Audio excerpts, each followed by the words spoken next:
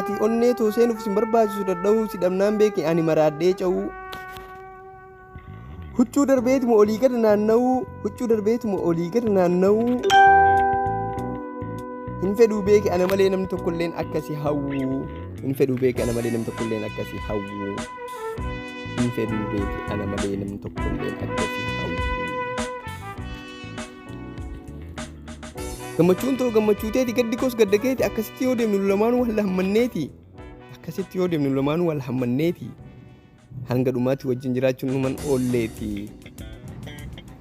xiqqollee hin fedhu hamileen ta'e akkasi cabxuuti hin fedhu akka mataa buustuuti jaalalti ta'e ba'aa ulfaattuu akka gaaraa sumaan yaada hogguu tanaafin hiraaraa ba'achuun dadhabee eenyumaan na gargaaraa naaf rifattee ofitti maaf nan qabne firraa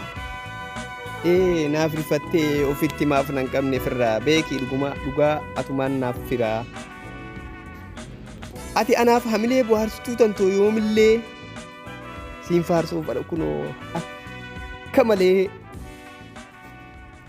tanaafin siin jaabar yaa jaalallee kokkufaltuu tantoo yaa si malee bashaashatoo yaa hamilee siyaamee na jala awwaachuun didduu awwaachuun kan kee bar anatti hedduu jabduu wa'adaan siif seena ati nan dhabduu hin yaadin waan takkallee tan jaalatootiif gaggabduu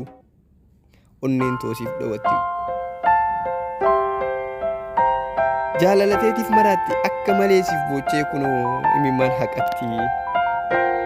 sa'aan onnee kooti badhatiin dhawatti rukuttaan onnee kooti bar maqaa keeyyaamti aliif ge'ee jaalala haaree si wajjin eegalee jiruu bareedduu si waliin eegalee